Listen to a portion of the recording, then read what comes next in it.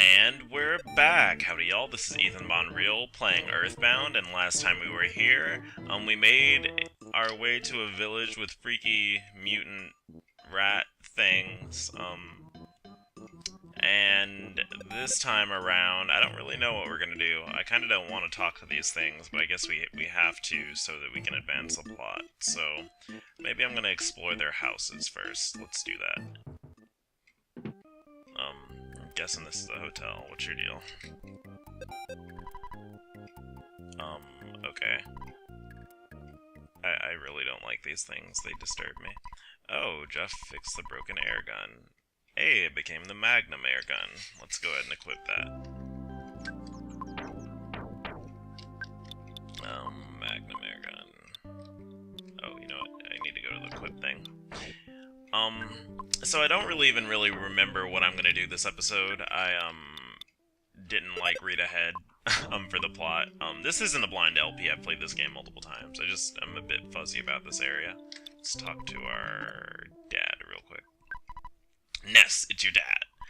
I deposited $2,613 into your account, taking away from what you've spent. You should now have blah blah blah, EXP, blah blah, no one's close to leveling.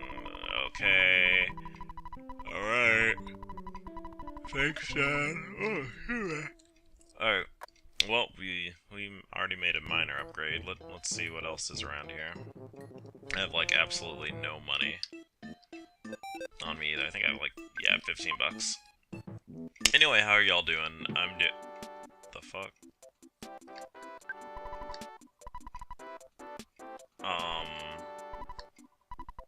Oh, this is a hospital. Okay. I was trying to remember what the music for this was.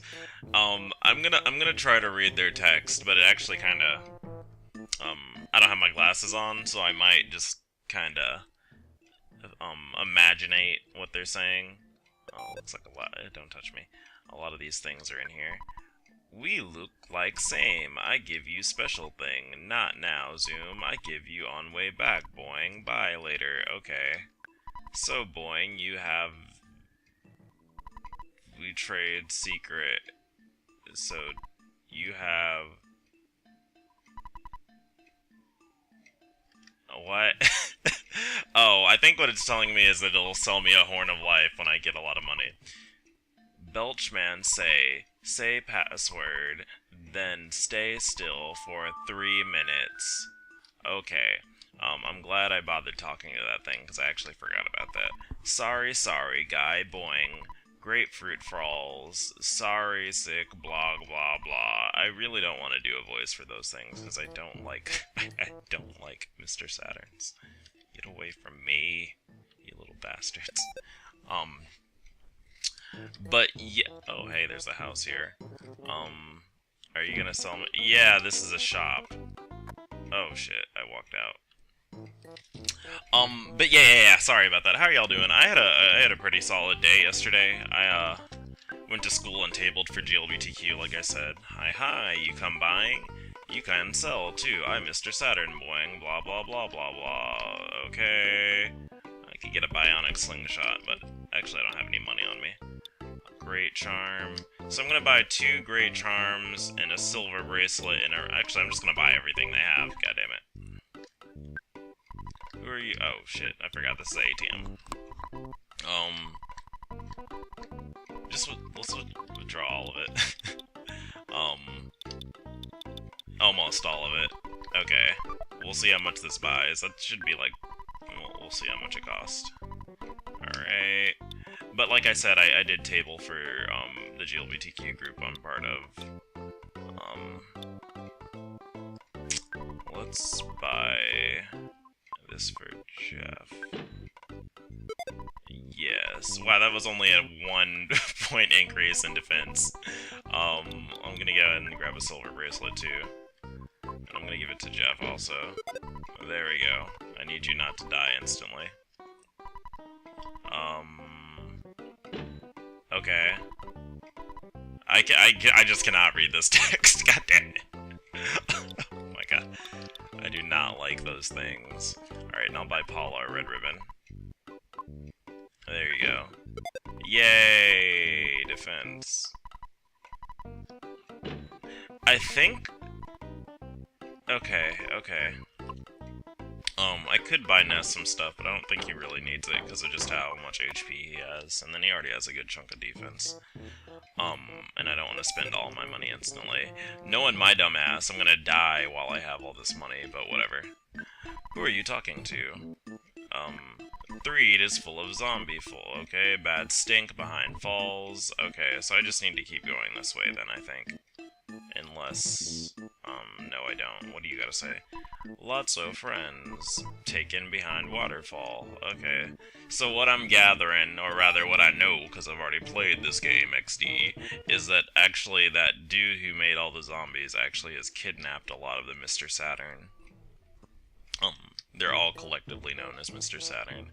And so we need to go rescue them in addition to go solving that zombie problem. Protractor? I don't want a fucking protractor. What is this? The broken spray can, that's fine. What is this? Sudden guts pill, that's fine too. The sudden guts pill, like its name implies, massively increases your guts for a certain amount of time, and by that I mean one battle. And what guts does, I think... How do I forgot how to get to the next... Oh, you know what? I need to leave the valley. I forget, you don't actually go through the valley to get to the next area. But... it basically increases your critical hit ratio, and the chance that you'll survive with 1 HP, by a large amount. It can be useful. When I see people play through this game, I very rarely see them use items like that, because it's kinda easy to get through this game without using... Oh shit. That's not good. I hope he dies. Kill him? Is he gonna die? Okay, that's good. That did a lot of damage, holy shit. Those roaches are actually pretty serious business. I'm gonna go ahead and heal up, because there's a magic butterfly in front of us. Get healed. There you go. I'm glad I actually bought those upgrades for them, because they'd probably be a lot more squishy. Alright. I keep asking how y'all are, and then trying to segue into a conversation, but I'm getting a bit distracted by the game, because I have to read all this shit. But anyway, yeah, I had a pretty good time tabling, and then I had an officer meeting afterwards, and we planned an event, and it's pretty great. There are a lot of people interested. We're having a picnic, or should I say dicknick? Get it? It's a joke, because I said dick instead of pick. Anyway, okay. Got a bottle. What a goddamn roach. I really don't even know if I have anything to talk about today, honestly. I could say that I hate people and then rant about hating people. It's not even really ranting. I could talk about how, hey, Paulo leveled up. How I'm playing League, and I did 3 ranked matches last night, and I won 2 out of 3. That's pretty legit-y. Yay. I do ranked 3s. I could talk about how, Tumblr is neat, and that I reblog lots of butts on Tumblr. Oh, hey! A picture dude. What's your deal? Pictures taken instantaneously. I'm a photographic genius if I do say so myself. Okay, get ready for an instant memory. Look at the camera. Ready? Say fuzzy pickles. XD. Wow, what a great photograph. It will always bring back the fondest of memories. Bye, Spinny Dude. Anyway, okay, so what I need to do here is say the password, and I gotta sit here literally for 3 minutes. This might give me a time to think about something. Alternatively, I could just edit this out of the video. So basically, wait, I can't say so basically, because I wasn't talking about anything. I guess what I could talk about is something I've noticed, a lot and kind of the rhetoric people use about, basically kind of minority classifications, and what I mean by that is like, stick marginalized groups like, um, groups marginalized along lines of race, sexuality, gender, etc., etc., etc. Not to say that the etc's aren't important, it's just there are infinite amounts to list. Is that a lot of the discourse that's coming up now kind of is implying that people shouldn't take pride in those kind of identities, or that those identities are inherently fickle.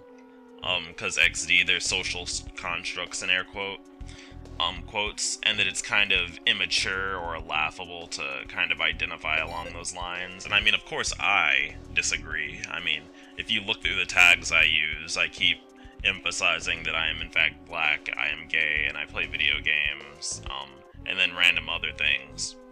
I mean, so all those identities are important to me.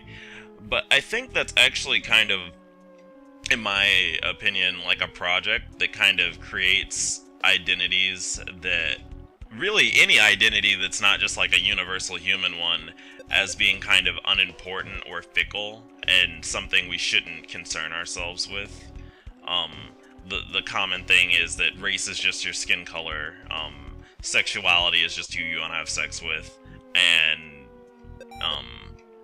women can do anything that men can, so we shouldn't give gravity to what people say. And I think that in itself is kind of a political strategy that people have used. Is this timer up yet? Holy shit. Anyway, you literally have to stand still right there, and wait for the thing to let you in. But, is a strategy that, because those groups of people were so heavily negatively stigmatized, there's this rhetoric that's basically like, my sexuality doesn't define me. And then there's an assumption that if sexuality defines people, that it is limiting or just generally a negative thing, instead of being sexuality is something that's part of you, but isn't set in stone, that can be it can be a very personal thing, so that like me being gay does define me, but that doesn't mean there are certain things that are gay that I have to do. It's just, or define part of me rather. Anyway, let me click OK. So, let me back up with what I'm saying. So basically I'm saying that my sexuality defines a part of me, because I am in fact that sexuality. But that doesn't mean I have to do certain things because of my sexuality. Does that make any sense? If you're looking through all the... Safety first, don't get injured, burp. Okay, if you're looking through all the things on my Nick Anderson checklist... Oh god, I used my real name. Hey, did you bring some fly honey? It's Master Belch's flavor. Yes. Okay, I get to pass through. Oh, hey, foppies.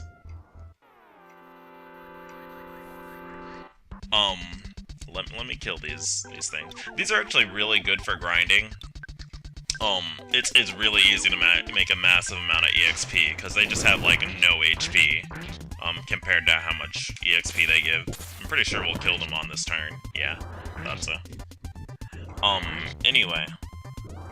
So, like, there's a checklist of parts of my identities, right? And even though I identify one way, that doesn't necessarily mean I have to do certain things that are part of that stereotype that go with it. It just means that it is a part of me, and that it's valuable, in my opinion. Because, like, what I see often is... Oh, hey, I killed it. A lot of people who say that are also people who've had, like, really negative experiences with being... Oh, hey, zombies. I'm gonna try PSI Rockin' Beta. And Fire Beta.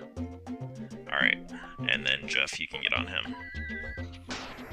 Let's see how much damage. Oh, that did a good chunk of damage. Oh, yeah, I didn't even really need to... Actually, I guess I didn't need to use PSI. Or a Rockin' Beta. But what I see a lot of people doing is kind of... I need to back up. What I see a lot of people who say this a lot of the people who I see saying this are people who've kind of had negative experiences with sexuality where they've been told they can't do things or they're very threatened by that negative stereotype. And you would think they would know because they're alive and clearly they're not part of that stereotype that sexuality can be anything that they make it or anything that the situation makes it.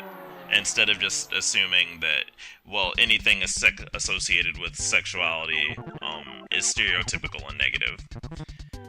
What I'm basically saying is, people have control over their identities, and you can claim an identity without it controlling you just because there are negative stereotypes associated with it. And I think that that kind of serves to kind of separate. I've talked about this before multiple times, but it kind of serves to separate out groups of marginalized people and create conditions where they need to compete against one another for validation. Hey, Mr. Saturn's with balls and chains. Ah, so honest. Smile, boing. Who are you talking? Maybe it can't see. Okay, yeah, I guess I can't talk to it. Huh. Okay, so Master Belch must be one really bad dude. Let's kill these foppies. But yeah, I think it serves to kind of separate out people who are marginalized sometimes, and that makes me kinda sorta sad. What I mean by that is that, like, I find that a lot of, when I ask a lot of gay dudes, they just have completely no interest or they see no benefit in making friends with other guys that are gay outside of, like, either finding a date or sex, which is, neither of those things are inherently bad, but they don't see that the shared experience of being oppressed is something that could be perhaps valuable, or that you could support each other through, or just even some kind of, not even necessarily social, like socially enforced things, but kind of parts of, what the fuck, gotta kill this thing again. Just shoot it, Jeff. God damn it, Jeff, you're dragging down the team with your nerdiness. Oh, or alternatively, I can one-shot it, because Paula's a badass. In my opinion, honestly, Polly is the main character of this game, but whatever. Ness really is just the fuck?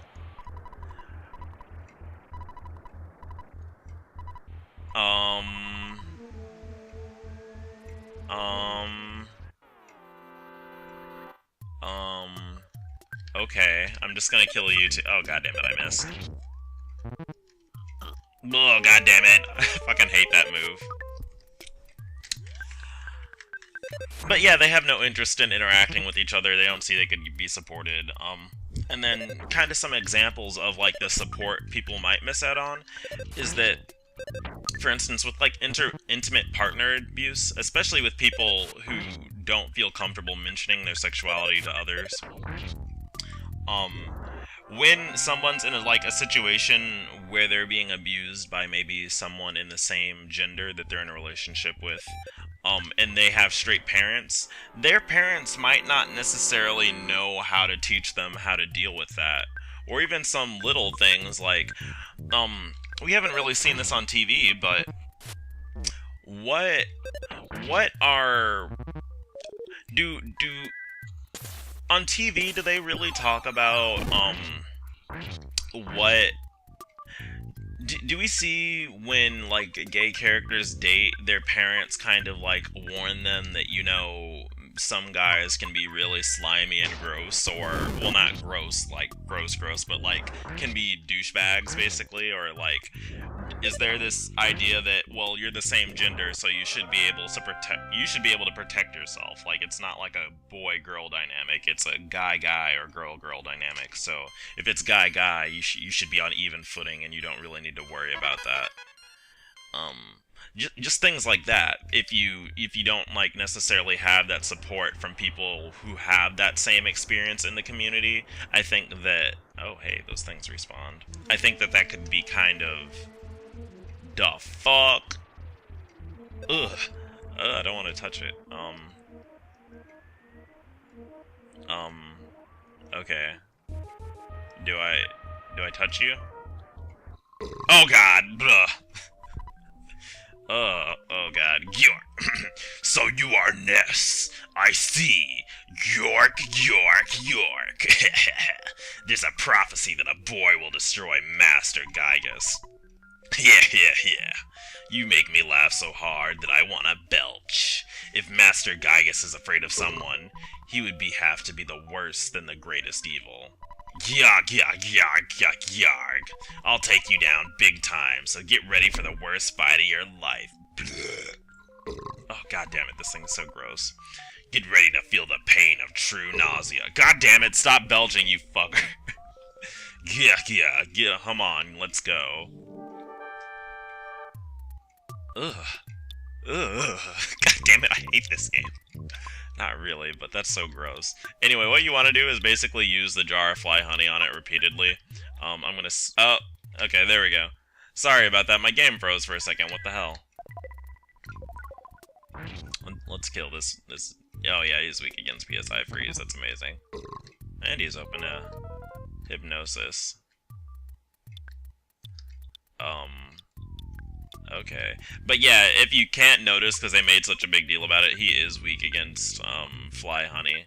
And if you just keep spamming it, he literally will not do anything. Ew. Also, I forgot that this is a new status effect, nausea. Basically, every turn you don't do... It's basically like poison, but, like, worse, in my opinion. It does a good chunk of your health, and then you can't do anything.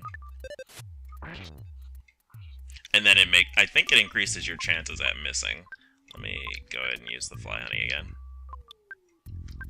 And then go for another PSI freeze beta. I really hope it dies on this turn, because I don't want Paula to die. Okay, there we go. It's solidified. Ugh, gosh. Let me try hypnosis again. And then I'm just gonna keep trying to freeze it. This thing is so gross. Okay, there we go. We defeated it. Yay! Yay, Paula leveled up. IQ up. PP up. Yay, offense A. That's actually a really useful ability. Vitality, HP. No IQ, though, so he can't repair new shit. Looks like it was an even fight. Burp. But Master Gygas has managed to get the... God damn it, stop belching. The city will soon be in worse condition than living in your own puke. Suffer, Spanky. Yeah, but god damn it, you fucker. This disgusting bastard. Alright, I'm gonna heal Paula real quick. Did she really die? Paula, no! God damn it. Alright, so we're back. I'm gonna go ahead and switch gears real quick and finish up that discussion of why I think that identities and identity membership can be important or valuable. Note I said can be. So anyway, what I was trying to get at is that maybe it can be easy to be dismissive of bonding over something like gender, sexuality, skin color, etc. Because there's this feeling that it divides people up further, or that you're giving the oppression power by marginalizing yourself or ghettoizing yourself and staying within your own community. What I have to say about that is that if that is true, I personally don't know, but I think it's easy to forget that a lot of the people in these groups do in fact spend a majority of their time, or at least a lot of time, with their majority or dominant counterparts. Majority and dominant is in air quotes. So like, decidedly, a lot of gay men or lesbian women spend the majority of their lives being part of straight society, in part because there are just more straight people on this planet, and because their parents are usually straight, in order for them to be born. So when there's this time where maybe there's people bonding or valuing a gay or lesbian focused or centric opportunity like a club or a convention, you could almost see that as people exploring and kind of even branching out further and meeting people of who share something in common that they normally cannot meet, in part because there are just so many other people of different identities around you. What that also, another thing I wanted to mention is that there are times when being part of an identity might lead to providing a unique or, in the very least, experienced way of providing support for people of that identity. So, like, a good example of that is with a lot of the kids I see coming out now, they're coming out a lot younger, is that they're not always ready for some of the particularities of finding same-sex love. For instance, if you've ever watched that movie Get Real, that's a really good example of kind of what I'm talking about, is that they don't, if you notice in this movie, this character is pursuing someone who's not out, and he can't really turn to his family to ask them what to do. And this person turns out to just completely not want to be out, and he thinks they're in love, but that person so much refuses to be out that at one point in the movie he actually hits him in front of his friends to prove he's not gay. Sad, whatever. But like you see that. And if I told my mom about my dating experiences or asked for advice with dating, and mentioned that scenario to her, she would just be like, well, just don't be gay, because gay guys are dramatic, and they just cause problems. Because she's just dealing with her limited experience and using stereotypes to kind of navigate that.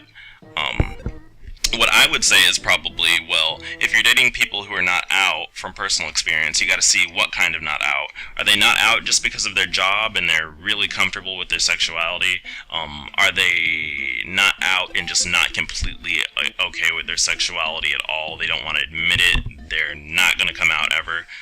And are you willing to compromise with that? That's what I would say. And while I do think straight people could be, like, it's definitely physically possible for them to say things like that, they just don't have that personal experience with the coming out experience very often. And so, yeah.